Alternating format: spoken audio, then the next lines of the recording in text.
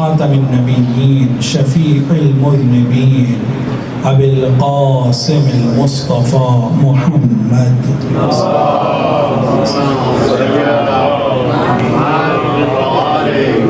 وعلى آل بيته الطيبين الطاهرين المعصومين المظلومين المنتجبين المنتخبين واللعنة الدائمة على أعدائهم أجمعين من يومنا هذا إلى قيام يوم الدين. أما بعد فقد قال الله تبارك وتعالى في كتابه الكريم وقوله الحق وهو أصدق الصادقين. أعوذ بالله من الشيطان الرجيم. بسم الله الرحمن الرحيم. يا أيها الذين آمنوا من يرتد منكم عن دينه فسوف يأتي الله بقوم يحبهم ويحبونه أذلة على المؤمنين وأعزة على الكافرين يجاهدون في سبيل الله ولا يخافون لومة لائم ذلك فضل الله يؤتيه من يشاء والله واسع عليم. صدق الله العلي العظيم. ایک صلوات محمد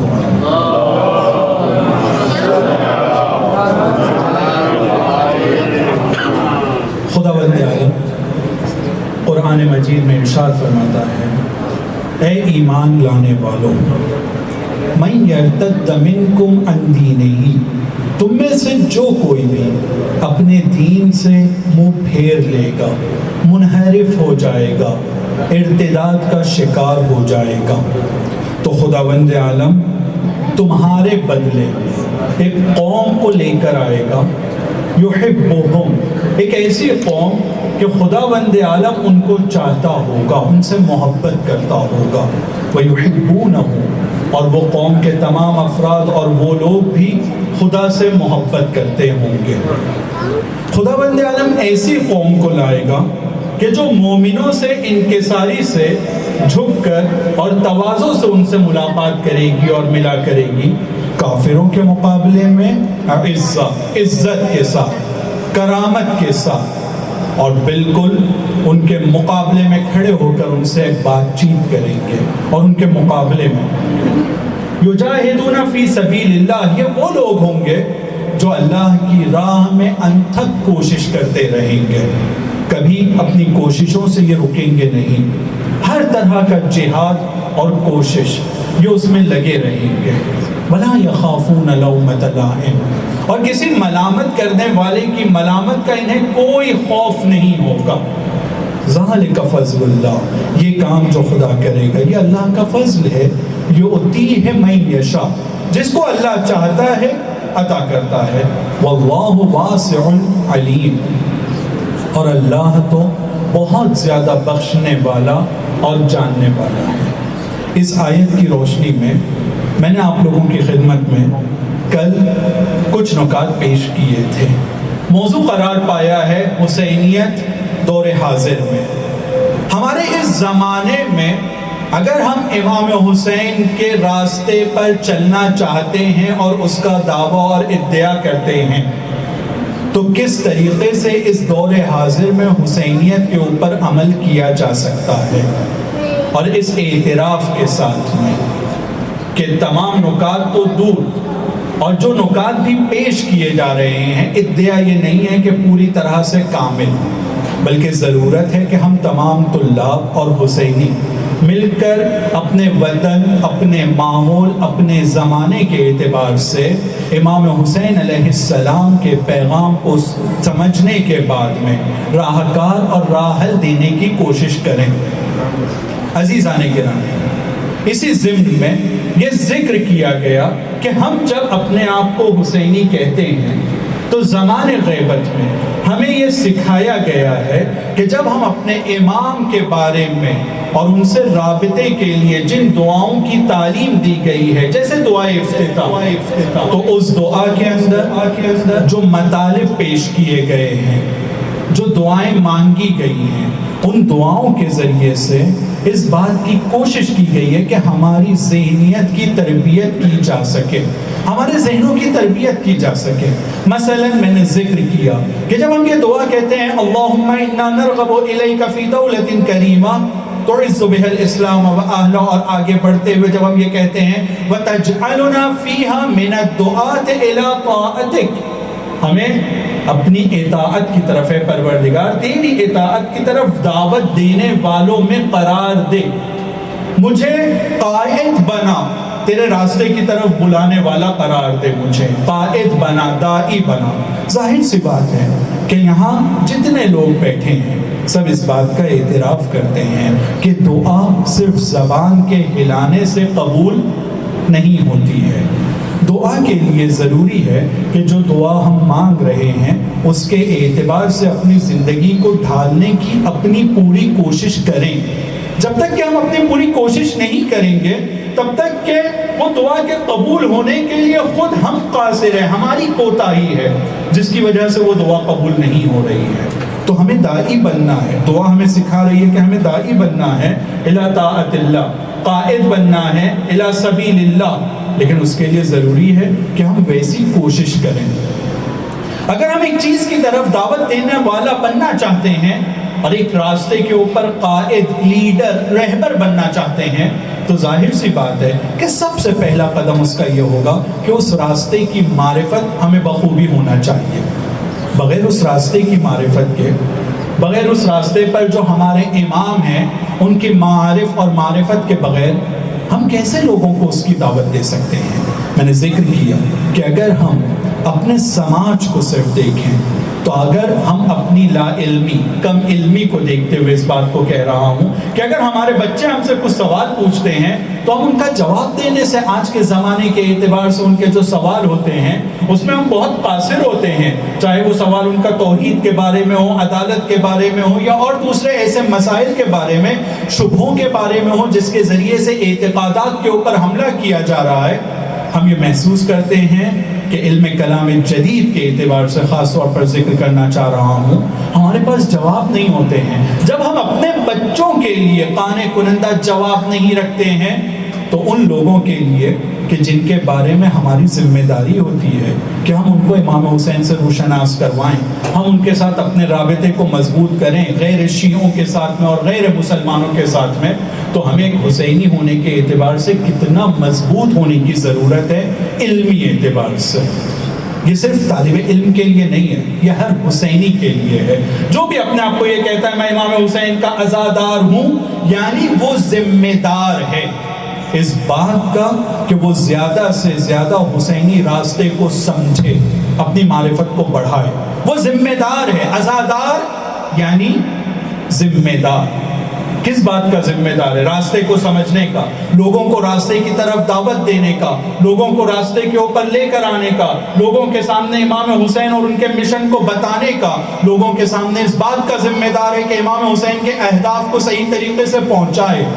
ایک عزادار اگر وہ یہ سوچتا ہے کہ اس کی عزاداری صرف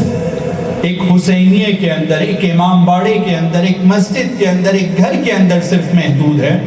تو اس نے امام حسین کو اور ان کے مقصد کو محدود کرنے کا کام کیا ہے۔ امام حسین علیہ السلام اور ان کی عزاداری کسی ایک گھر میں، ایک مکان میں، چار دیواری میں محدود نہیں ہو سکتی ہے، اور اس کی سب سے پہلی جو ثبوت ہے اور دلیل ہے ہم لوگوں کے سامنے وہ جناب زینب سلام اللہ علیہا کی ذات ہے۔ انہوں نے کربلا سے کربلا کو نکالا،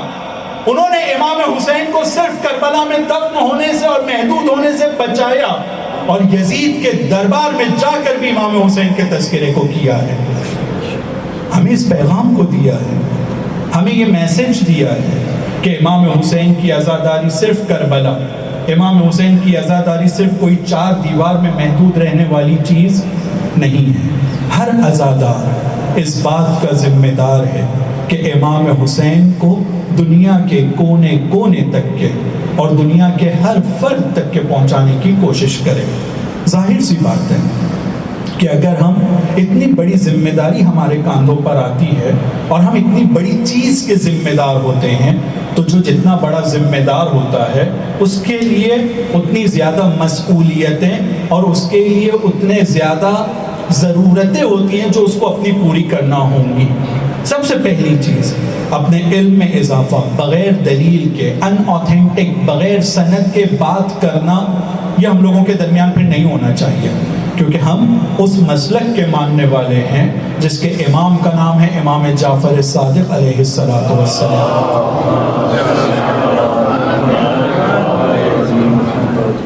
امام باقر ہیں، عالم آل محمد امام رضا ہیں. جب ہم ان کے ماننے والے ہیں تو ہماری باتیں بھی مستدل اور محکم ہونا چاہیے.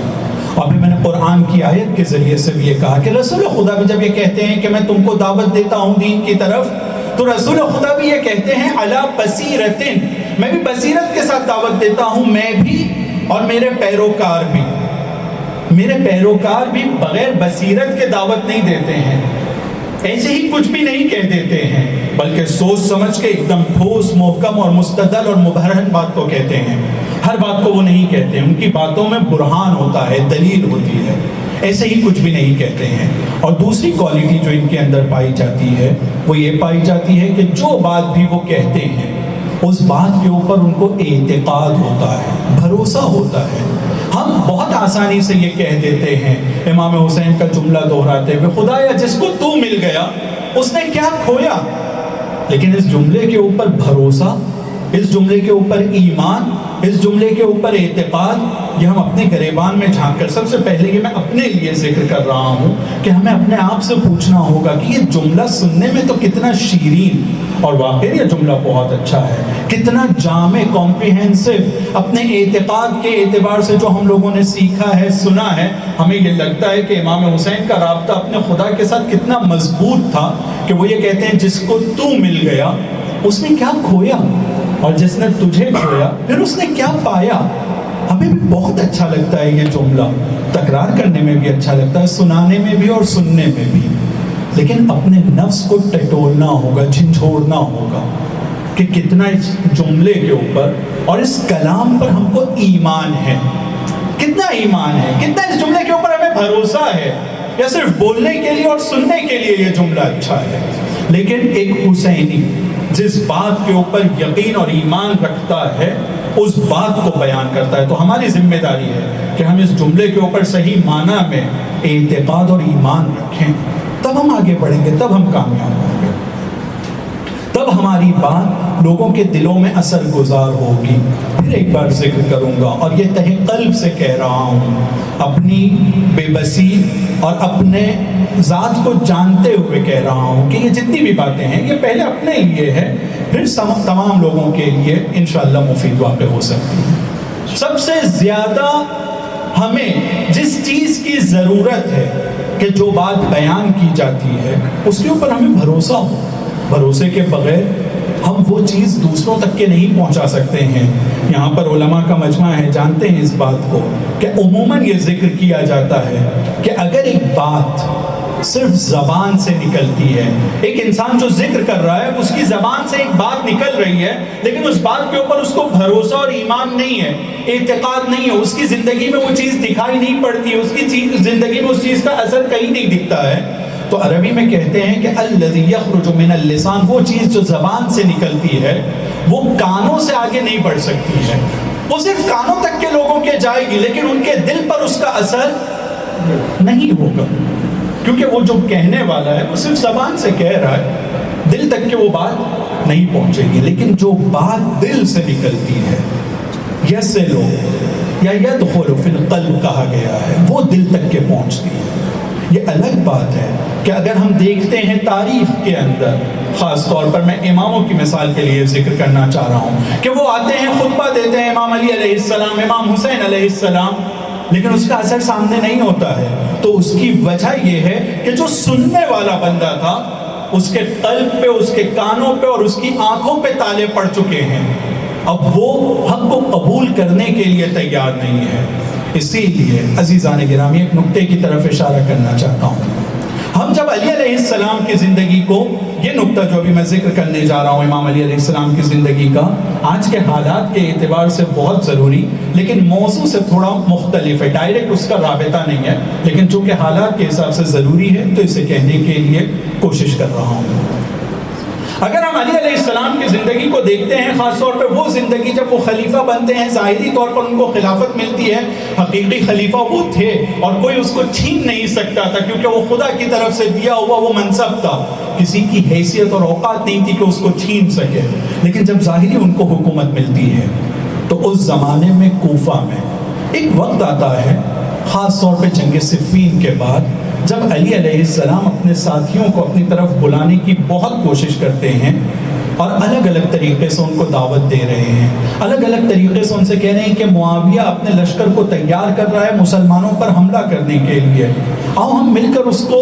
کسی طرح سے اکھاڑ پھینکیں، اسے نکال پھینکیں، کیونکہ علی ایک دن کی ایک ظالم کی حکومت کسی ایک چپے پر بھی برداشت نہیں کر سکتا ہے، آؤ میری مدد کرو۔ لیکن وہ لوگ ہیں، کبھی ٹھنڈی کا بہانہ، کبھی گرمی کا بہانہ، کبھی اور کوئی بہانے، علی علیہ السلام کا ساتھ دینے سے ہمیشہ گریز کرتے رہے ہیں۔ اس زمانے کا ایک واقعہ ہے اور اس واقعے کو آج کے ساتھ میں جوڑنے کی کوشش کروں گا، کیونکہ واقعاً آپ سب نے اس بات کو سنا ہے جو منی پور میں ہوا ہے، بہت دردناک، 77 دن پہلے، 80 دن پہلے کی تقریباً یہ خبر ہے، بہت دردناک ہے، دل کو دہلا دینے والی ہے، رونگٹوں کو کھڑے کر دینے والی ہے، اور صرف دردناک نہیں، بہت خطرناک بھی ہے، بہت خطرناک خبر آئی ہے، اور افسوس اس کے اوپر اس وقت اور زیادہ ہوتا ہے اور درد میں اضافہ ہوتا ہے کہ جب اس اسٹیٹ کے سب سے بڑی اتھارٹی سے پوچھا جاتا ہے کہ اس طرح کا حادثہ ہوا ہے تو کہتا ہے ایک تھوڑی ہوا ہے، سینکڑوں حادثے ہوئے ہیں ایسے۔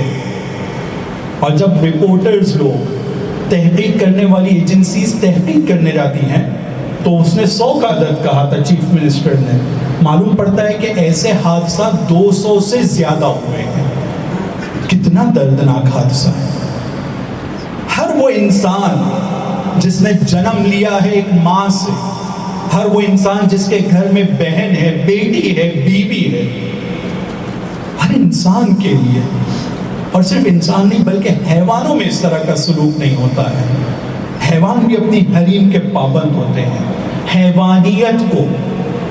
اور اس کی تمام حدوں کو پار کیا گیا ہے۔ لیکن اس واقعے کی طرف آپ توجہ کیجیے گا جس کو ذکر کرنا چاہتا ہوں، کیونکہ ہمارا یہ ماننا ہے کہ ہم علی علیہ السلام کے چاہنے والے ہیں۔ ہم اس ماہ اذاں میں خاص طور پر اور اپنی زندگی میں اس بات کو بار بار کہہ رہا ہوں کہ ماں کے پیٹ سے لے کر مرنے کے بعد ہمارے جنازے پر بھی ہم جناب زینب کا تذکرہ سنتے آئے ہیں، اور جناب زینب کا تذکرہ، جناب سکینہ کا تذکرہ، جناب زینب صغریٰ ام کلثوم کا تذکرہ، جناب فاطمہ کبریٰ کا تذکرہ علیہن السلام، یہ سب کے تذکرے کو ہم سنتے آئے ہیں۔ لیکن ہم لوگوں کے سامنے کس طرح کا ایک واقعہ ہوتا ہے، تھوڑی دیر کے لیے برا لگتا ہے اور اس کے بعد ہم پوری روٹین کی زندگی میں لگ جاتے ہیں، اور یہ ایسے واقعات ایک دو نہیں بلکہ اب لگاتار ہوتے جا رہے ہیں، بہت دل دہلانے والے واقعات ہیں۔ شاید ہم کہہ سکتے ہیں آصفہ کا کٹھوا والا واقعہ ہو یا ہاتھرس والا واقعہ ہو یا اور دوسرے واقعات، چونکہ ہم یہاں سب ہندوستانی ہیں، بر صغیر سے ہمارا تعلق ہے، لہٰذا اس کو میں آپ لوگوں کے سامنے اس لیے ذکر کر رہا ہوں کہ یہ ہمارے مبتلا پہ مسائل ہیں، ہمیں اس بات کو سمجھنے کی ضرورت ہے، نکالنے کی اور اس کی آسیب شناسی کرنے کی ضرورت ہے کہ کیا وجہ ہے کہ جس ملک میں ایک زمانے میں اسلامی تمدن کا بول بالا تھا، جس ملک میں شیعوں کی بہت ساری عمارتیں، بلڈنگیں، علماء شمال سے لے کر جنوب تک کے پائے جاتے تھے، جس ملک کے اندر اسلامی ثقافت اور فرہنگ ایک زمانے میں اس کے ہر چپے چپے پر محسوس کی جا سکتی تھی، اس ملک کے اندر آج اس حد تک کے نفرت، اس حد تک کے تفرقہ، اس حد تک کے درندگی اور وحشیانہ عمل کیوں ہو رہا ہے؟ یہ ہمیں اپنے گریبان میں جھانکنے کی ضرورت ہے کہ ہم سے کہاں کوتاہی رہ گئی ہے، اور کیوں وہ تعلیمات جو ہمارے دین نے ہم کو دی، اور مولا کائنات کے اس واقعے کی طرف آتے ہوئے کہوں کہ جس وقت امام علی علیہ السلام صفین کے بعد ایک لشکر کو تیار کرتے ہیں کیا تیار ہو جو معاویہ کے مقابلے میں لڑنے کے لیے. بالکل اسی زمانے میں معاویہ مختلف ٹولیوں کو، اس میں سے ایک ٹولی ہے جس کا نام ہے عزرہ ابن قیس نام کا ایک بندہ، ایک کمانڈر ہے، اس ٹولی کو وہ بھیجتا ہے، اور بھیجنے کے بعد یہ کہتا ہے کہ جس شہر میں بھی جاتے ہو، جس گاؤں میں بھی جاتے ہو، لوگوں کے گھروں میں گھسو، ان کے مال کو لوٹو، ان کے زیورات کو لوٹو، ان کی عورتوں کی عزت کو بے آبرو کرو، اور جو ممکن ہے سب کرو، ان کے زیورات پر بھی رحم نہ کرنا. اس طرح کی خبریں آتی ہیں الگ الگ جگہ سے، الگ الگ طریقے سے. ایک مرتبہ علی علیہ السلام کوفے میں بیٹھے ہوئے ہیں، مسجد کوفہ میں. ایک صلوات پڑھ کر محمد و آل محمد. مجھ سے کہا جا رہا ہے کہ آپ لوگوں کو آگے آنے کے لیے کہوں. ایک صلوات پڑھتے ہوئے آپ لوگ آگے آ جائیں.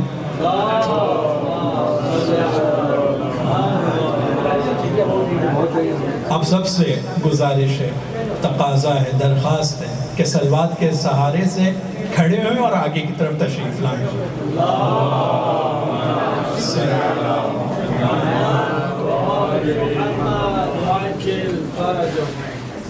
اور ایک صلوات کا سہارا.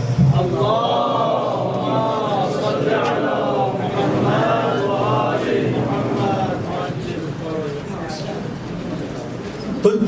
اس زمانے میں عزرہ ابن قیس نام کے ایک بندے کو یہ ذمہ داری دی جاتی ہے، ایک ٹولی کو، کہ ایک ایسے ایریا میں جو امام علی علیہ السلام کی حکومت اور معاویہ کی حکومت کے بارڈر پر ہے، اس جگہ پر وہ آئے. آنے کے بعد اسی طرح کی درندگی اور وحشیانہ عمل کو اس نے انجام دیا ہے. اور علی علیہ السلام تک کہ ایک بندہ خبر لے کر آتا ہے اور کہتا ہے کہ فلاں مقام کے اوپر عزرہ ابن قیس اور اس کی ٹولی آتی ہے، اور گھروں میں موجود خواتین، جس میں ایک گھر کا نام لیتا ہے جہاں مسلمان خاتون پر حملہ ہوتا ہے اس طرح کا، اور اس کے بھی زیورات کو چھینا جاتا ہے. اور پھر ساتھ ساتھ میں کہتا ہے کہ ایک کافرہ ذمیہ بھی تھی، ایک وہ تھی کہ جو شاید یہودی تھی یا مسیحی عیسائی تھی، اس کے اوپر بھی اس طرح کا حملہ ہوتا ہے. اور پھر اس حملے کو جب ذکر کیا گیا کہ اس کے بھی زیورات کو چھینا گیا ہے، تو علی علیہ السلام کا خطبہ نمبر 27 نہج البلاغہ کا یہ واقعاً وہ خطبہ ہے جو علی علیہ السلام کے درد کو بتا رہا ہے. اور اس درد کے کچھ جملے میں آپ کے سامنے بیان کرنا چاہتا ہوں. علی علیہ السلام خطبہ دیتے ہیں، کہتے ہیں میں تم کو کہتا ہوں کہ کھڑے ہو، میرے ساتھ آؤ، میرے ساتھ میری مدد کرو تاکہ ان کو روکا جا سکے. اور پھر اس کے ادامے میں آگے بڑھتے ہوئے کہتے ہیں کنٹینیوشن میں کہ اگر اس خبر کو سننے کے ذریعے سے، اس خبر کو سننے کے ذریعے سے جس میں ایک یہودی یا مسیحی خاتون کے زیور کو بھی چھینا گیا ہے، کہتے ہیں اگر اس خبر کو سننے کے ذریعے سے ایک مسلمان مر بھی جاتا ہے تو تعجب کی بات نہیں ہے، اور سزاوار ہے کہ وہ مرے اس خبر کو سننے کے بعد. اتنی دردناک خبر ہے کہ ایک خاتون کو، پھر آگے کہتے ہیں کہ کتنا دردناک ہے کہ وہ آتا ہے، حملہ کرتا ہے خاتون سے، اس کے زیورات کو چھینتا ہے، اس کے گھر میں گھستا ہے، زیورات کو چھینتا ہے، اور بغیر اس کے کہ اس کے بدن پر ایک زخم ہو نکل بھی جاتا ہے. یعنی کوئی دفاع نہیں کر سکتا ہے، کوئی نہیں روک سکتا ہے آگے بڑھ کر کے کوئی اس خاتون کے اوپر جس کے پاس اپنے دفاع کے لیے کچھ نہیں ہے، کوئی روکنے والا نہ ہو. یہ دردناک ہے، کتنا دردناک ہے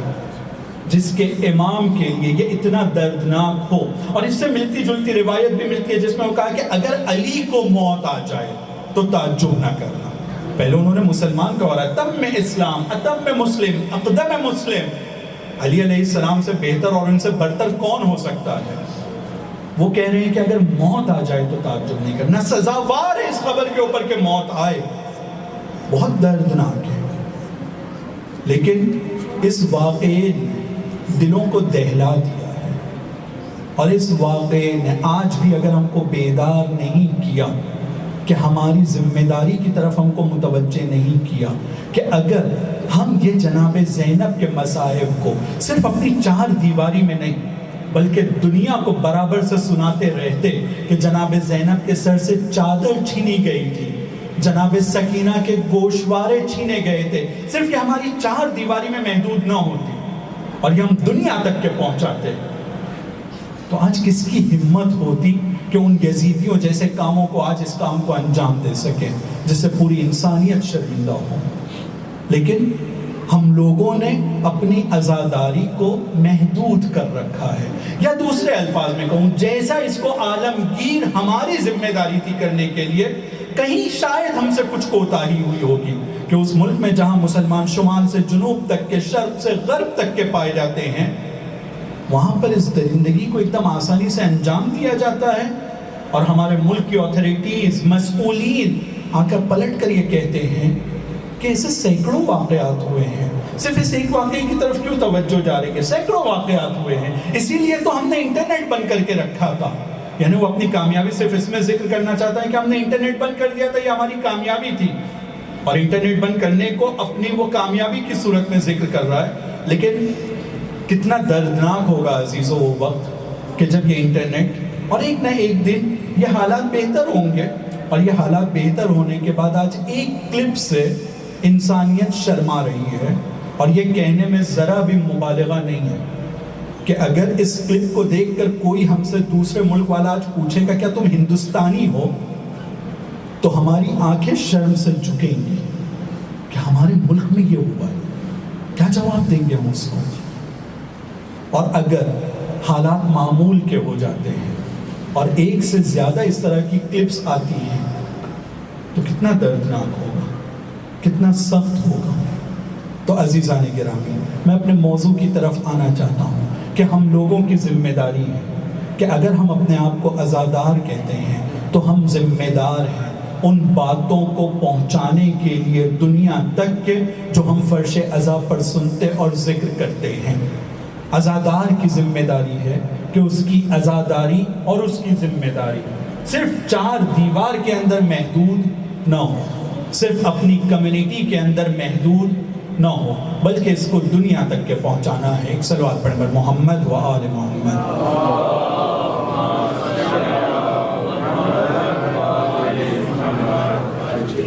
تیسری ایک کوالٹی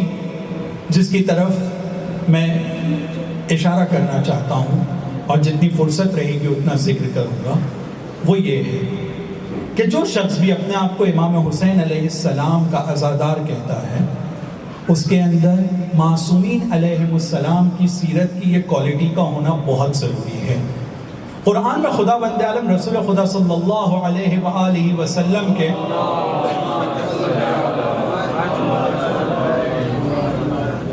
شخصیت کو جب بتا رہا ہے اور ان کی ذات کی جب تعریف کرتا ہے تو بہت ساری چیزوں کو ذکر کیا ہے۔ اس میں سے ایک چیز جو خدا ذکر کرتا ہے، خدا کہتا ہے سورہ آل عمران میں فَبِمَا رَحْمَةٍ مِّنَ اللَّهِ لِنْتَ لَهُمْ، خدا کی رحمت ہوئی تھی تم پر، اور خدا کی رحمت کا نتیجہ ہے اور خدا کی رحمت کے ذریعے سے تمہارے اندر ایک صفت جو پائی جاتی ہے، لِنْتَ لَهُمْ، تم ان لوگوں کے ساتھ آرام سے، نرم گو، اچھے سے گفتگو کرتے ہو۔ وَلَوْ كُنْتَ فَظًّا غَلِيظَ الْقَلْبِ لَانفَضُّوا مِنْ حَوْلِكَ، اگر تم سخت دل ہوتے، اپنے کلام میں سختی برتتے اور تمہارے اندر سختی پائی جاتی، تو یہ جتنے لوگ تمہارے اطراف میں بیٹھے ہوئے ہیں، لَانفَضُّوا مِنْ حَوْلِكَ، تمہارے اطراف میں نہ بیٹھتے، تم سے دور ہو جاتے۔ ہماری ذمہ داری اس آیت کی روشنی میں سبق جو ہم کو ملتا ہے وہ ایک یہ ملتا ہے کہ اگر ہم یہ چاہتے ہیں کہ اپنی ذمہ داری پر صحیح سے عمل پیرا ہو سکے اور اپنی بات کو لوگوں تک کے پہنچا سکے، تو اس کے لیے ہم لوگوں کو خوشرو ہونا ضروری ہے، ہم لوگوں کو نرمگو اور آرام سے گفتگو کرنے والا ہونا ضروری ہے۔ نرمگو اور آرام سے گفتگو یا خوشرو کا یہ مطلب نہیں ہے کہ ہنستے ہوئے کچھ بھی کہہ دیں، نہیں، خوشرو کا مطلب یہ ہوتا ہے کہ سامنے والے کو عزت دینا ہے۔ نرمگو کا مطلب یہ ہے، اور آہستہ سے گفتگو کرنے کا مطلب یہ ہے کہ ہم لوگ سامنے والے کا مذاق نہ اڑائیں، اس کی توہین نہ کریں، اس کا استہزاء نہ کریں۔ یہ وہ کوالٹیز ہیں جو رسول خدا میں پائی جاتی تھی۔ رسول خدا کے لیے واقعاً ایک ایسی ہستی اور ایک ایسی ذات ہے کہ جن کی زندگی کے جو نکات ہم تک کے پہنچے ہیں، باوجود اس کے کہ کامل نہیں پہنچے ہیں، لیکن جتنا پہنچے ہیں اس میں توجہ دینے کی ضرورت ہے۔ بہت ہی ظریف نکتے کی طرف اشارہ کرنا چاہتا ہوں جب میں نے بھی اس کو پہلی بار سنا تھا تو بہت توجہ نہیں دے سکا تھا، اور اس کی طرف ویسے جیسے متوجہ ہونا تھا متوجہ نہیں ہو سکا تھا۔ یہ جو جملہ بھی ذکر کرنے جا رہا ہوں، یہ وہ احکام یا وہ اخلاق نہیں ہے جس کے بارے میں علماء کہتے ہیں کہ سب کو یہ کام کرنا چاہیے، لیکن یہ وہ اخلاق ہے جو رسول خدا کا ہم لوگوں کے لیے نمونہ بن سکتا ہے۔ جتنا ہم اس سے نزدیک ہو سکتے ہیں ہمیں اس کے نزدیک ہونے کی کوشش کرنا ہے۔ روایتوں میں رسول کے بارے میں ملتا ہے جہاں ان کی سیرت کو ذکر کیا جاتا ہے کہ جب کوئی شخص ان کو آواز دیتا تھا کسی ایک طرف سے تو رسول صرف گردن موڑ کر اس کو نہیں دیکھتے تھے، گردن نہیں گھماتے تھے اس کی طرف، بلکہ رسول پوری طرح سے اس کی طرف مڑ جاتے تھے۔ اگر مجھے کوئی دائیں طرف سے آواز دے گا محمد تو میں یوں پلٹ کر صرف دیکھتا ہوں،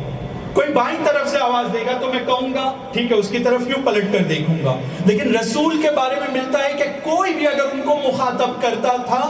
تو وہ پوری طرح سے اس کی طرف پلٹتے تھے، صرف اپنی گردن کو نہیں پلٹاتے تھے۔ یعنی کتنی عزت دیتا تھا وہ رسول لوگوں کو، کتنا دوسروں کے لیے،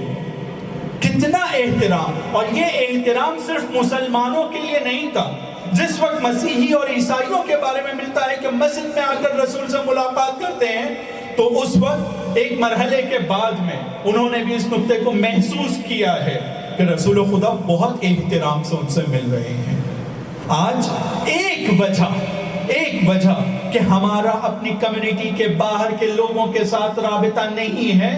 اس کی وجہ یہ ہے کہ ہم اپنے آپ کو بڑا سمجھنے لگے، اپنے دین پہ رہتے ہوئے ہم اپنے آپ کو جنتی سمجھنے لگے، اور سب کو ہم نے جہنمی سمجھ کے اپنے رابطے کو ان سے توڑ دیا ہے۔ ہم سب لوگ اپنے گریبان میں جھانکتے ہوئے ایک مرتبہ اپنے موبائل کو ہاتھ میں لیں، بزنس اور دوسرے کچھ خاص کانٹیکٹس کو چھوڑتے ہوئے دین کے نام پر، دین کی وجہ سے، دین کے پیغام کی وجہ سے، اپنی ذمہ داری کی وجہ سے، حسینی ہونے کی ذمہ داری کی وجہ سے کتنے نمبر کو جو غیر مسلمان ہیں یا جو غیر شیعہ ہیں ہم نے اپنے موبائل میں صرف اس لیے سیو کیا ہے کیونکہ مجھے حسینی ہونے کی وجہ سے اس کے ساتھ رابطہ برقرار کرنا ہے۔ کتنے لوگوں کے ساتھ ہمارا رابطہ ہے؟ صرف ضرورت والے رابطوں کو رکھا ہے ہم نے، اور وہ ضرورت بھی جو صرف ہمارے پیٹ کی ضرورت ہے۔ بس کتنے لوگوں کے ساتھ ہمارا رابطہ ہے؟ ہمارے شہر کے اندر، ہمارے محلے کے اندر کتنے لوگوں کے ساتھ ہمارا رابطہ صرف امام حسین کی وجہ سے ہے کہ اس بندے کو مجھے امام حسین کے میسج کو فارورڈ کرنا ہے؟ ہوں گے کچھ لوگوں کے موبائل میں چنندہ، لیکن وہ چنندہ کانٹیکٹس ہم لوگوں کو دھوکے میں نہ ڈالیں کہ بھائی میرے موبائل میں تو 5 نمبر 10 نمبر یا 50 نمبر ہیں، جتنے ہو سکتے تھے کم سے کم اتنے نہیں ہیں۔ ہم لوگوں کو اپنے اخلاق کے ذریعے سے، ہم لوگوں کو اپنے کردار کے ذریعے سے، اس آیت پر عمل کرنے کے ذریعے سے، رسول کو جو ہم نمونہ مانتے ہیں، اپنے لیے اسوہ مانتے ہیں، اس کے ذریعے سے ہماری ذمہ داری بنتی ہے کہ ہم ان لوگوں کو اپنے سے جوڑنے کی کوشش کریں۔ عزیزان کرام، اگر ہم تاریخ اسلام کو دیکھتے ہیں، امام حسین کی کربلا کی سیرت کو دیکھتے ہیں، امام علی علیہ السلام کی اس کوفہ کے ماحول کی سیرت کو دیکھتے ہیں، اس کے باوجود کہ لوگ ان کی باتوں کو نہیں سن رہے تھے، امام علی نہیں ہار رہے تھے، ہمت نہیں ہارتے تھے، اپنی کوشش کو انہوں نے جاری رکھا ہے۔ اور سب سے بڑی مثال کربلا کے میدان میں امام حسین کے خطبے ہیں،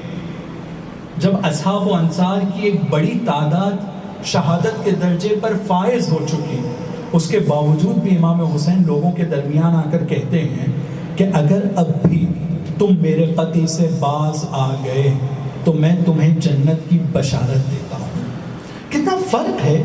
ہم لوگوں کے سوچنے کے طریقے میں اور امام کی تعلیم میں۔ ہم یہ سمجھتے ہیں میں جنتی ہوں، باقی تو سب جہنمی ہیں۔ ہمارے اشعار میں، ہماری نثر میں، ہمارے بیانات میں، ہمارے رابطے میں ہم ہر جگہ اس بات کو دیکھتے ہیں کہ دوسروں کے اوپر طعنہ ہے، استہزاء ہے، ان کا مذاق اڑایا جاتا ہے۔ اور اگر وہ ہم لوگ کے درمیان کوئی ان کی قوم کا کوئی آ کر بیٹھ بھی جاتا ہے اور اس طرح کے کچھ خاص اشعار ہوتے ہیں تو ایک دوسرے کو آنکھوں کے ذریعے سے اشارہ کیا جاتا ہے، کیونکہ بھئی یہ تو جہنمی ہیں، یہ تو وہاں جانے والے ہیں جہاں ہمارے مولا نہیں ہے، بلکہ یہ اپنے مولاؤں کے ساتھ رہیں گے۔ لیکن کب ہم نے اس نقطے کی طرف توجہ دیا ہے کہ امام حسین کربلا کے میدان میں اپنے اصحاب کی شہادت کے بعد میں، یا دوسرے طریقے سے کہوں کہ اپنے اصحاب کے قاتلوں کے سامنے آ کر کہتے ہیں کہ اگر اب بھی تم میرے قتل سے باز آ گئے تو میں تمہیں جنت کی بشارت دیتا ہوں۔ اور فرض کیجئے، خاص طور پہ میں اپنے چھوٹے بھائیوں کے لیے کہہ رہا ہوں، فرض کیجئے کہ ایک بندہ بھی یہ کہتا کہ اے حسین، پکا وعدہ ہے، پکا وعدہ ہے، اگر میں ابھی رک جاؤں گا یہاں پر تو کیا تم مجھے جنت کی بشارت دیتے ہو؟ تو کیا ہوگا جواب میں؟ امام حسین کیا کہیں گے جواب میں؟ ہاں وعدہ ہے، جنت کے سردار کا وعدہ ہے، جنت کے جوانوں کے سردار کا وعدہ ہے، ان کی جنت ہے، ان کے صدقے میں جنت ہے، یقیناً اس کو ملتی۔ امام حسین علیہ السلام کی پوری کوشش ہے کہ سب کو جنت کی طرف لے کر آئیں۔ یہ الگ بات ہے کہ وہ اپنی کوتاہیوں کی وجہ سے جنت کی طرف نہیں آ سکے، لیکن امام کی پوری کوشش ہے کہ ان کو جنت کی طرف لے کر آئیں۔ لیکن ہم لوگوں کو اس میں خوشی ہوتی ہے کہ لوگوں کو جہنمی بناتے رہیں کہ فلاں جہنم میں جائے گا، یہ جہنم میں جائے گا، بچنا علی ہے، بچنا علی سے ہے تو جہنم میں جائیے۔ اور صرف اس میں ہی ہم لوگ ہیں کہ اس طرح کی باتوں کے اندر کہ ہم لوگوں کو جہنم کی طرف بھیج رہے ہیں۔ اور یہ صرف میں غیر شیعوں کے لیے نہیں کہہ رہا ہوں، غیر مسلمانوں کے لیے بھی کہہ رہا ہوں۔ ہندوستان کے اندر عزیزوں، امام حسین کے عزاداروں، خاص طور پہ میں اپنے لیے کہہ رہا ہوں، ایک بہت بڑی ایسی آبادی پائی جاتی ہے کہ جن کے ساتھ کئی ہزار سالوں سے انسانوں جیسا سلوک نہیں کیا جاتا ہے، انسانوں جیسا سلوک نہیں کیا جاتا ہے، اور یہ آبادی ہمارے ملک میں آدھے سے زیادہ کی آبادی ہے۔ ایک صلوات پڑھیں بر محمد و آل محمد۔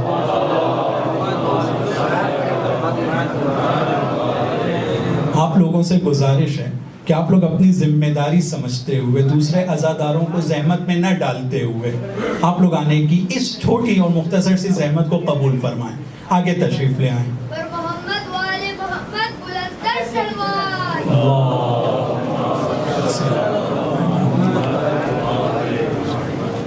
ہمارے ملک کے اندر آدھے سے زیادہ ہمارے ملک کی آبادی ایسی ہے کہ جن کے ساتھ کئی ہزار سالوں سے انسانوں جیسا سلوک نہیں کیا جاتا ہے۔ ان کے اوپر پڑھنے کی پابندی، ان کے اوپر حتیٰ اپنی بڑی قوم سے، اپنے سے اوپر والے طبقے کو دیکھنے کی پابندی تھی۔ کوئی اگر دیکھ لیتا تھا تو اس کی آنکھوں کو نکال لیا جاتا تھا۔ اور یہ سب کو چھوڑیں، ہمارے ملک کے اندر آج جینڈر کا جو مسئلہ ہے، لڑکی اور لڑکے کا جو مسئلہ ہے، ہمارا ملک ایک بہت بڑے بحران سے گزر رہا ہے۔ اور جو آج شاید ہم لوگوں کو محسوس نہیں ہوگا، ہمارے یہ بچے جب بڑے ہوں گے اس وقت اور شدت سے اس کو محسوس کیا جائے گا۔ ایک وجہ جو ہمارے ملک میں بیان کیا جاتا ہے کہ یہ جو تجاوز کے، ریپ کے، میں معاذ اللہ اس طرح کی چیزوں کو اس منبر سے بیان کرنے کے لیے مجبور ہوں، لہٰذا ذکر کر رہا ہوں۔ یہ جو چیزیں ہمارے ملک میں بڑھ رہی ہیں اس کی ایک بڑی وجہ یہ بیان کی جاتی ہے کہ لڑکیوں کی تعداد ہمارے ملک میں کم ہوتی جا رہی ہے۔ ہمارا ملک وہ ملک ہے کہ تقریباً پچھلے 30 سال کے اندر اس ملک کے اندر 6 کروڑ سے زیادہ بچیوں کا قتل کیا گیا ہے۔ 6 کروڑ سے زیادہ بچیوں کا قتل کیا گیا ہے۔ اور اس ملک کے اندر اتنی مصیبتیں، اتنے برے حالات، اور اب آپ سمجھ سکتے ہیں کہ جہاں بحران ہوتا ہے وہاں کمال کی باتیں، جہاں بحران ہوتا ہے وہاں فضیلتوں کی باتیں، جہاں بحران ہوتا ہے وہاں رسول کے پیغام کو، جہاں بحران ہوتا ہے وہاں امام حسین کے راستے کو، جہاں بحران ہوتا ہے وہاں جناب زہرا کی منزلت کو، اور جہاں بحران ہوتا ہے وہاں جناب زینب و جناب سکینہ کے مصائب کے ذریعے سے ہم اپنے ملک میں کیا نہیں کر سکتے تھے اور کیا نہیں کر سکتے ہیں۔ کیوں نہیں کر سکتے ہیں ہم؟ اس کی سب سے بڑی وجہ یہ ہے کہ وہ کوالٹیز جو مجھ جیسے طالب علم میں ہونا چاہیے تھی، قرآن کی روشنی میں، رسول کی سیرت کی روشنی میں، وہ مجھ میں نہیں ہے۔ میں اپنی بات کر رہا ہوں، چونکہ وہ کوالٹی اپنے اندر نہیں ہے، لہٰذا وہ رابطہ جو قوم کے ساتھ ہونا چاہیے تھا، اپنے پڑوسیوں کے ساتھ، اپنے ہم وطنوں کے ساتھ ہونا چاہیے تھا، ہم اس رابطے کو برقرار کرنے میں کامیاب نہیں ہو سکے ہیں۔ اور ظاہر سی بات ہے، اور میں اس بات کو جانتا ہوں، آپ سب کے ذہن میں بھی یہ بات ہے کہ بھائی اب ہم کیا کریں فوراً. یقیناً ایک رات میں یہ تبدیلی نہیں آنے والی ہے. اس کے لیے بے حوصلہ نہیں ہونا ہے, بے صبرہ بھی نہیں ہونا ہے, لیکن ہاں اس کی طرف توجہ دیتے ہوئے آپس میں مل جل کر کم سے کم پہلے مرحلے میں گفتگو کا ماحول فراہم کرنا ہے. ہم لوگ جب آپس میں آج کل ملتے ہیں تو ابھی مجھے بہت دقیق نہیں پتا ہے کہ کیا باتیں ہوتی ہیں, لیکن کچھ وقت پہلے تک کوئی آئی پی ایل کی بات کرتا ہے, کوئی ایسی خبروں کی بات کرتا ہے, کوئی کرنسی کی بات کر رہا ہے, کتنا اوپر اور کتنا نیچے. ہاں یہ مبتلا بے مسائل ہیں, خاص طور پہ کرنسی وغیرہ کا مسئلہ. آئی پی ایل کی طرف میرا اشارہ نہیں ہے یا کرکٹ کی طرف. ہم لوگ یہ تمام چیزوں کے اوپر گفتگو کرتے ہیں. ٹکٹ کتنے میں چل رہی ہے, اب کیسے ہوگا, اور دوسرے بہت سارے مسائل. ہاں ہونا چاہیے, یہ مبتلا بے مسائل ہیں. میرے والدین ہیں, میرا خانوادہ ہے, میرا وطن ہے. میں اپنے وطن کے بارے میں, جس سرزمین پر میں پیدا ہوا, ایک طرح کا اٹیچمنٹ میں محسوس کرتا ہوں. وہاں جانے کے لیے میں بے چین ہوں, بے قرار ہوں. یہ سب چیزیں اپنی جگہ, کیونکہ یہ مبتلا بے مسائل ہیں. لیکن ان تمام مسائل کے اندر اپنے آپ کو محدود کر لینا اپنی گفتگو کو, یہ ایک عزادار یعنی ذمہ دار یہ نہیں کر سکتا ہے. ٹھیک ہے, یہ جتنی چیزیں ہیں یہ وسیلہ ہیں, یہ وہ چیزیں ہیں جن کے ذریعے سے میں اپنی اس عزاداری یعنی ذمہ داری کی طرف متوجہ ہو جاؤں, اور اس کے ذریعے سے اپنی ذمہ داری کو بہتر سمجھتے ہوئے اس میدان کی طرف جا سکوں جہاں اپنی ذمہ داری کو انجام دے سکتا ہوں. تو ہاں یہ سب وسیلے وہ ہیں قابل تحسین کہ ہاں اس کے اوپر بات ہو. لیکن ہم لوگوں کی پہلی ذمہ داری آپس میں گفتگو ہے. کے اندر جو ماحول فراہم ہے, یہاں بزرگان موجود ہیں, طلاب موجود ہیں, یہاں اور دوسرے بزرگ افراد بھی موجود ہیں. آپ ان سب سے پوچھ سکتے ہیں, اور آپ لوگوں کا بھی سب کا تجربہ ہوگا اس طرح کا کہ میں جتنی صمیمیت سے اور جتنی آسانی سے ایک طالب علم دوسرے طالب علم سے مل کر گفتگو کرتا ہے, اپنے وطن میں جب جاتا ہے, چاہے محرم کے 10 دن کے لیے ہو یا ماہ مبارک کا پورا مہینہ یا ماہ اذا کا اور کوئی طولانی وقفہ. اور یہاں پہ جو دوسرے بزرگ بھی بیٹھے ہوئے ہیں جو طالب علم کی سن سے ان کا تعلق نہیں ہے, وہ بھی اس بات کو دیکھیں گے کہ جتنی آسانی سے یہاں پر ایک دوسرے سے ملاقات اور کمیونیکیشن ہو جاتا ہے اور بیٹھ کر گفتگو ہو سکتی ہے, یا فرش ازا پر جتنی آسانی سے کمیونیکیشن ہو جاتا ہے, یہ پھر اس کے باہر نہیں ہوتا ہے. پھر جب ہم فون کرتے ہیں تو فون اٹھتے نہیں ہیں, اٹھ بھی جاتے ہیں تو لوگ اپنی اپنی مصروفیت میں لگے ہیں. تو اس موقع کو غنیمت سمجھیں, ہم یہاں پر اس گفتگو کے دروازے کو کھولیں. ہم اپنے وطن کے بارے میں, ہم اپنے پڑوسیوں کے بارے میں, ہم اپنے ہم شہریوں کے بارے میں گفتگو کرنا شروع کریں. اور اگر یہ ہم نہیں کریں گے تو ہم سے بہتر اس کام کو کون کر سکتا ہے؟ اگر یہ ہماری ذمہ داری نہیں ہے تو پھر یہ کس کی ذمہ داری ہے؟ اگر ہم یہ نہ کریں, علی علیہ السلام کہتے ہیں کہ اس طرح کی خبروں کے ذریعے سے, اس طرح کی خبر کے ذریعے سے موت سزاوار ہے کسی کو آ جائے. لیکن اگر ہم لوگوں کے دل کی دھڑکن بھی نہیں بڑھ رہی ہے یا کچھ دیر کے لیے بڑھ کر ختم ہو جا رہی ہے, تو پھر ہمیں اپنے آپ کو سدھارنے کی ضرورت ہے. ایک صلوات پڑھ کر محمد و آل محمد. تو خداوند عالم سورہ آل عمران میں جہاں رسول خدا کی اس فضیلت کو اور اس صفت کو بیان کرتا ہے, اس کے فوراً بعد ایک آیت اور اس کے ترجمے کے ساتھ میں اپنی بات کو تمام کرنے کے نزدیک پہنچ رہا ہوں. خداوند عالم اس آیت میں ارشاد فرماتا ہے, ان ینصرکم اللہ فلا غالب لکم, اگر تم لوگ اللہ کی مدد کرو گے, فلا غالب لکم, تم پر کوئی حاوی نہیں ہو سکتا ہے, تم پر کوئی غلبہ برقرار نہیں کر سکتا ہے. ہر وقت تم غالب رہو گے کیونکہ تم خدا کی مدد کر رہے ہو, اور جس کی تم مدد کر رہے ہو وہ تمہارے ساتھ ہو جائے گا, تو پھر کوئی تم پر غالب نہیں ہوگا. لیکن اگر تم نے اللہ کی مدد نہیں کیا, وَإِن يَخْذُلْكُمْ, اور پھر اللہ نے تم کو ذلیل کیا, وَإِن يَخْذُلْكُمْ فَمَنْ ذَا الَّذِي يَنْصُرُكُمْ, اگر تم کو اس نے ذلیل کر دیا, زمین گیر کر دیا, تو پھر تمہاری مدد کے لیے کون آئے گا؟ اس کی طرف توجہ کرو. اگر اس کی مدد کرو گے تو کوئی تم پر حاوی نہیں ہوگا. لیکن اگر اس نے تم کو زمین گیر کر دیا مدد نہ کرنے کی صورت میں, تو تمہاری مدد کون کرے گا؟ کون کرے گا مدد؟ کس کا جا کے ہم دامن پکڑیں گے؟ کس کا جا کر ہم دروازہ کھٹکھٹائیں گے کیا وہ ہماری مدد کے لیے؟ ابھی اتنے سخت دن نہیں آئے ہیں, لیکن اگر اس آیت کے اوپر عمل شروع نہیں ہوا تو وہ دن بھی دور نہیں ہے. آج کون سی ایسی چیز، کون سا ایسا پلر باقی ہے جس کی طرف جا کر ایک مظلوم اپنی دہائی دے، اپنی آواز کو بلند کرے اس امید کے ساتھ میں کہ اس کی آواز کو سنا جائے گا؟ کون سی جگہ باقی ہے؟ کس جگہ جا کر کہیں؟ اور بہت ذمہ داری سے کہہ رہا ہوں، آپ لوگوں سے بھی اس بات کی گزارش ہے کہ حقیقتوں کو بیان کرنے میں نہ غلط بیانی کرنا ہے اور نہ ڈرنا ہے، غلط بیانی بھی نہیں کرنا ہے۔ لہٰذا ذمہ داری کے ساتھ کہہ رہا ہوں کہ سب سے بڑا پلر بھی جس کو ہم لوگ کہہ سکتے ہیں قوہ قضائیہ، جوڈیشری، وہ پلر بھی بہت آسانی سے، دلیلوں کے ہونے کے باوجود بھی آسانی سے یہ فیصلہ کر سکتا ہے کہ اس مسجد کی جگہ کو دے دیا جائے دوسروں کو۔ ٹھیک ہے، فیصلہ آیا ہے، قانون کے دائرے کے اندر رہتے ہوئے ہم یہ کہتے ہیں کہ سپریم کورٹ کا فیصلہ ہے سر آنکھوں پر، لیکن اس کے اندر ناانصافی ہے، دلیلوں کو نہیں دیکھا گیا ہے۔ لیکن یہ ایسے مسائل ہیں عزیزو، ایک معمولی ادنا سا طالب علم آپ لوگوں کے اور طلاب علوم دینیہ کے لیے امام حسین کے عزاداروں کے خاک پاؤں ہونے کا بھی اگر درجہ مل جائے تو بہت بڑی بات ہے۔ اس کے باوجود یہ کہہ رہا ہوں کہ کتنا بڑا مسئلہ ہے ہمارے ملک کا یہ، اور کتنی آسانی سے ہو گیا، اور کتنی آسانی سے ہونے کے بعد اپنے دل پر ہاتھ رکھ کے ہم لوگ پوچھیں کہ کتنی آسانی سے ہم نے سب کو بھلا بھی دیا ہے، بھلا دیا ہے۔ کون ابھی اس بارے میں سوچتا ہے کہ کیا ہوا تھا بابری مسجد کے بارے میں؟ اور ہم لوگوں کو دقیق پتہ بھی نہیں ہے کیا ہوا تھا۔ لیکن عزیزو، ان ینصرکم اللہ، اگر اللہ کی مدد کی جائے گی، فلا غالب لکم وان یخذلکم، اگر اس نے زمین گیر کر دیا، فمن ذا الذی ینصرکم، کون ہے جو تمہاری مدد کے لیے آئے گا؟ اور پھر ارشاد ہوتا ہے، ایک صلوات پڑھ کر محمد وآلہ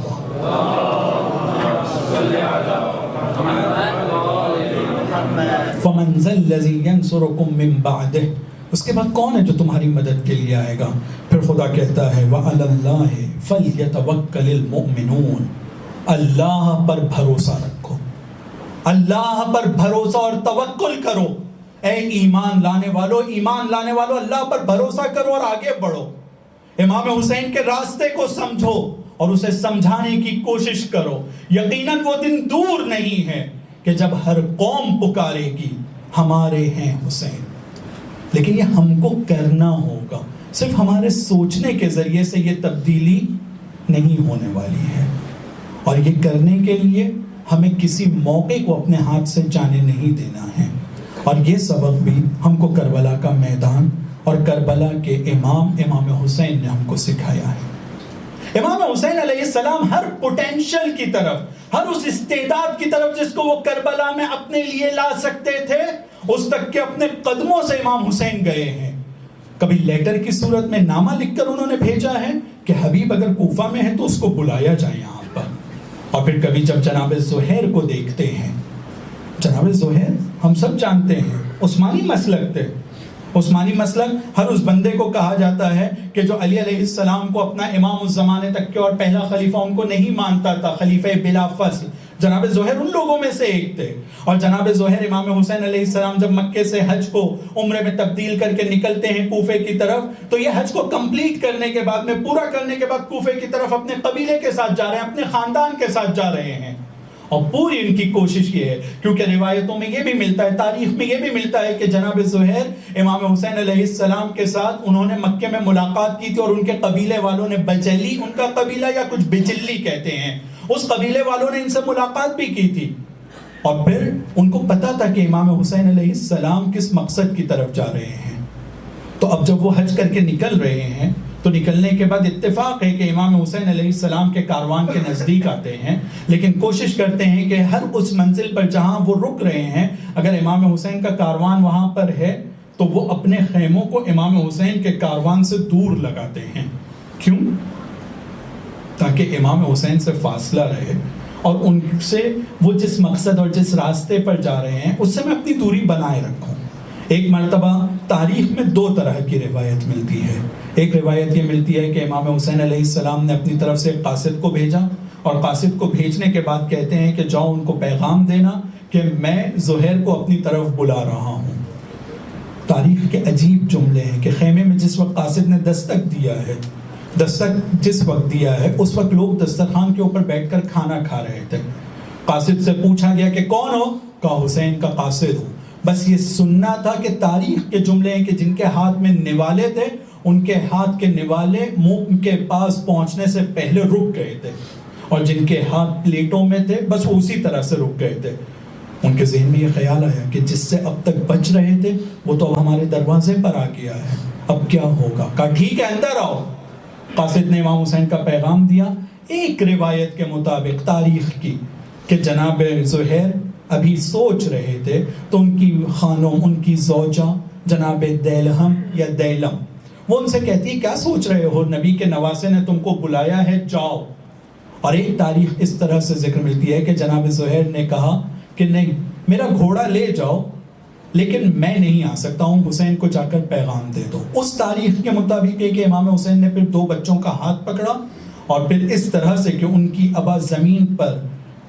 لکیر کھینچ رہی تھی، یعنی بہت جلدی میں تیار ہو کر اور کھڑے ہو کر نکلے تھے، اور اس طرح سے جناب زہیر کے خیمے کے نزدیک آتے ہیں. آنے کے بعد کہتے ہیں کہ زہیر میں تم سے اکیلے میں بات کرنا چاہتا ہوں. جناب زہیر نے اس بات میں مصلحت سمجھی کہ اکیلے میں کیا گفتگو ہے، میں سن لیتا ہوں. امام حسین اور جناب زہیر میں کیا گفتگو ہوئی تاریخ میں اس سے کسی نے نہیں لکھا ہے. ایک کتاب میں اس کی طرف اشارہ کیا گیا ہے کہ بہت مختصر گفتگو تھی، اور اس گفتگو کا خلاصہ یہ تھا کہ جناب زہیر کو امام حسین نے کہا کہ تم کو بلنجر والی جنگ، ایک جنگ ہوئی تھی جس کے کمانڈر جناب سلمان فارسی، جناب سلمان محمدی تھے، اس جنگ کے واقعات یاد ہے؟ کہا ہاں، اس جنگ میں میں جناب سلمان کے ساتھ تھا،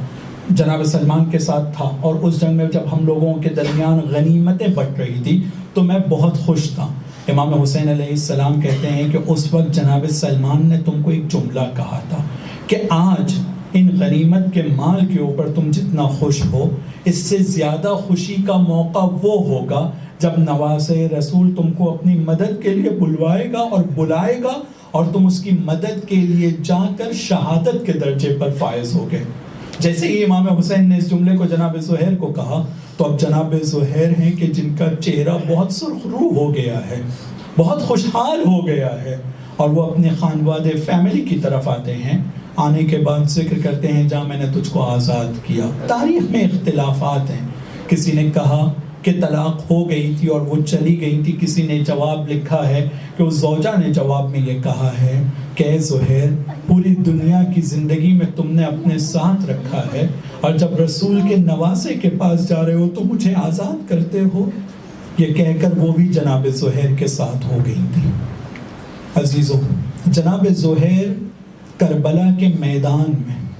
ایک ایسی ہستی کا نام ہے،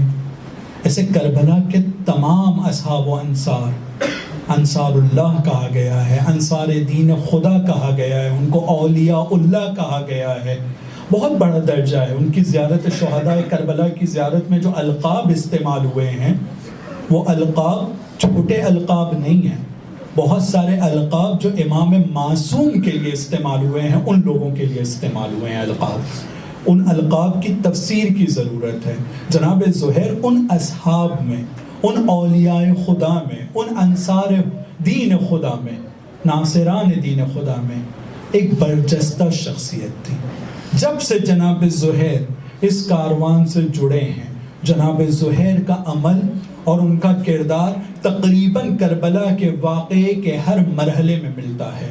کوفہ سے جب راستہ بدل رہے ہیں اس وقت ملتا ہے ان کا واقعہ، جس وقت وہ کربلا وارد ہوتے ہیں اس وقت کا واقعہ ملتا ہے، جس وقت ہور نے آ کر جناب امام حسین کو مجبور کیا کہ اس زمین پر اب رکا جائے، اس کے علاوہ اور کچھ نہ ہو، وہاں پر روایتوں میں جناب زہیر کا تذکرہ ملتا ہے. جس وقت شمر آتا ہے اور خیموں کو اٹھانے کا تذکرہ ملتا ہے وہاں جناب زہیر کا کردار ملتا ہے، چاہے شب عاشور ہو یا روز عاشور ہو. جناب زہیر کوئی چھوٹی ہستی نہیں تھی، اتنی بڑی ہستی کہ امام حسین نے ان کو دعوت دے کر اپنی طرف طلب کیا ہے. جناب زہیر میں وہ کوالٹی پائی جاتی تھی کہ جب ایک چیز کو مان لیتے تھے اور ایک چیز پر ان کا ایمان اور ایک چیز کو انہوں نے اپنے لیے قبول کر لیا کہ اس راستے پر مجھے چلنا ہے، تو پھر جناب زہیر اس میں نہ ذرا بھی بوکھلاتے تھے نہ گھبراتے تھے، بلکہ اس راستے پر بہت مضبوطی سے آگے بڑھتے تھے. جناب زہیر کی یہ کوالٹی تھی. جناب زہیر کے بارے میں جو کچھ روایتیں ملتی ہیں میں ان کچھ روایتوں کی طرف اشارہ کرتے ہوئے آپ کی زحمت اور اپنی اس مجلس کو تمام کروں گا. روایت میں ملتا ہے کہ شب عاشور ہے، جناب زہیر ہیں جو خیموں کے اطراف میں وہ ایک چکر لگا رہے ہیں اور قدم زنی کر رہے ہیں، چہل قدمی کر رہے ہیں. ایک وقت ہے کہ خیمے کی طرف سے گزرتے ہیں جو جناب عباس کا خیمہ تھا. اس خیمے کی طرف جا کر دیکھتے ہیں تو جناب عباس بیٹھے ہوئے ہیں اور اپنی تلوار کو صیقل کر رہے ہیں. جاتے ہیں، گفتگو ہوتی ہے. گفتگو میں ایک جملہ کہتے ہیں، عباس تمہیں پتہ ہے تمہارے بابا نے تمہیں کس دن کے لیے طلب کیا تھا؟ جناب عباس کہتے ہیں اتشجعنی، کیا تم مجھے شجاعت یاد دلا رہے ہو؟ ہاں مجھے پتہ ہے مجھے کس دن کے لیے مانگا گیا تھا. جناب زہیر نے اس واقعے کو جو جناب عقیل کے ساتھ ہوا ہے اس واقعے کو اس رات میں ذکر کیا ہے کہ میں بیٹھا تھا اور میں نے اس طرح سے سنا تھا. عزاداروں، جناب زہیر ان ہستیوں میں سے ایک ہے کہ اس واقعے کے بعد جو واقعہ ہوا ہے اس جملے کو ذکر کرنا ضروری سمجھتا ہوں کہ شب عاشور ایک مرتبہ امام حسین نے اپنے اصحاب کو اپنے نزدیک جمع کیا. جمع کرنے کے بعد کہا کہ سنو، یہ میرے خون کے پیاسے ہیں، یہ لوگ جو یہاں جمع ہوئے ہیں یہ میرے خون کے پیاسے ہیں، تم چلے جاؤ. ایک روایت کے اعتبار سے اپنی ہتھیلی میں اور ایک روایت کے اعتبار سے اپنی دو انگلیوں کے درمیان میں اپنے اصحاب کے درجے کو اور جنت میں ان کے مقام کو بتایا. حبیب تمہاری یہ جگہ ہے، زہیر تمہاری فلاں جگہ ہے، سب کو جگہ بھی بتایا اور کہا تم لوگ چلے جاؤ. لیکن جناب زہیر ہیں جو کھڑے ہوتے ہیں، کہتے ہیں کہ مولا آقا آپ کے ساتھ مرنا میرے لیے اتنا بہتر ہے، اتنا مزیدار ہے کہ اگر 1000 مرتبہ میرے جسم کے ٹکڑے کیے جائیں اور ان کو جوڑ کر پھر کہا جائے کہ حسین کی مدد کے لیے تمہیں مرنا ہوگا تو میں مرنے کے لیے تیار ہوں. جناب زہیر کا یہ جملہ تھا. امام حسین کہتے ہیں کہ خدا تجھے خیر کثیر عطا کرے زہیر. عزادارو، صبح عاشور جب نمودار ہوتی ہے جناب حر کے ساتھ ایک روایت میں ملتا ہے کہ جناب زہیر مدد کے لیے جاتے ہیں. جناب حر کی شہادت کے بعد جناب زہیر خیمے میں واپس آ جاتے ہیں. اسی طرح سے ظہر کا وقت آتا ہے، امام حسین نماز خوف کے لیے تیار ہو رہے ہیں جو جنگ کے احکام میں سے ہے. اور جب اس نماز کے لیے تیار ہو رہے ہیں تو بس توجہ چاہتا ہوں عزادارو، جناب زہیر ہیں ایک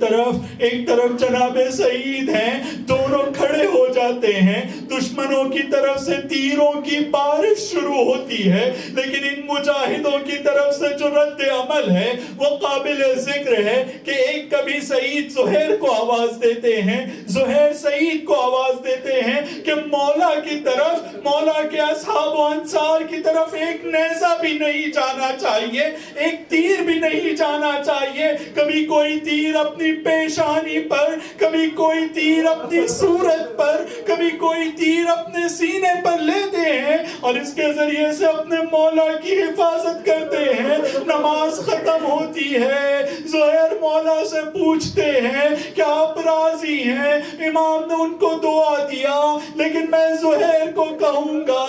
اے جناب زہیر، ظہر عاشور تو آپ تیروں سے، نیزوں سے اپنے امام کی حفاظت کر رہے تھے،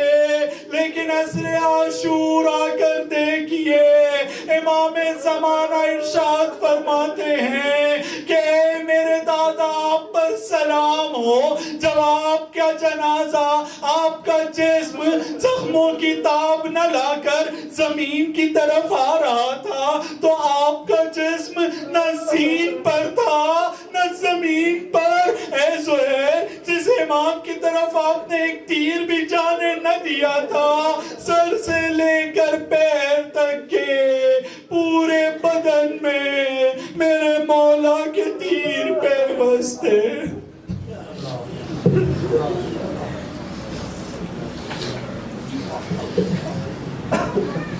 الا لعنت اللہ على القوم الظالمين وسيعلم الذين ظلموا